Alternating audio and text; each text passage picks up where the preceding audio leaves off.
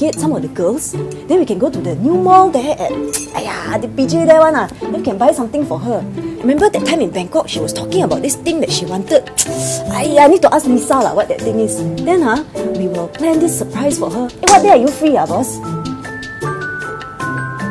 Hey, are you listening? Did you know the average person is likely to understand and remember only half a conversation immediately after it happened? Within the next 48 hours, we forget half of that again, only remembering 25% of what we originally heard. This week's episode of Be a Leader takes us to the topic of listening and how being a good listener can improve not only your day-to-day experiences, but your career as well. Listening is important because it brings out the best in people, creating the kind of collaboration and energy that drives winning organizations.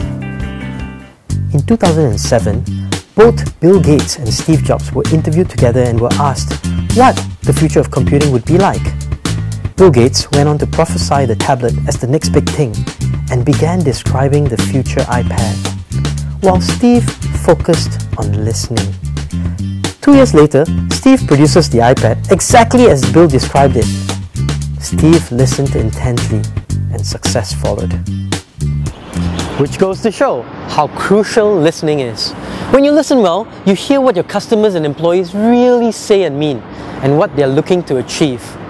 Learning how to really listen makes all the difference.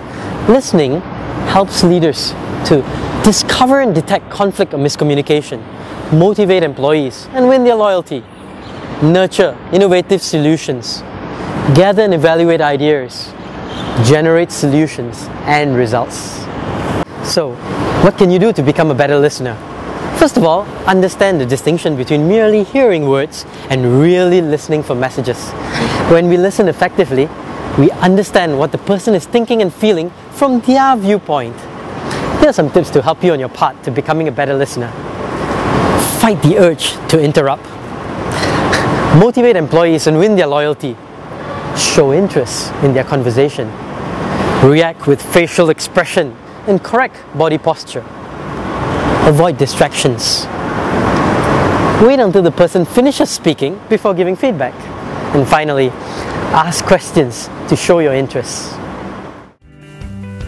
Through these simple steps, you'll be able to motivate employees and improve morale within your company, not to mention improved personal relationships. After all, an ancient sage once said, "We've been given 2 ears, but 1 mouth, in order that we may listen more and talk less." So, spend twice as much time learning to listen as you do learning to talk.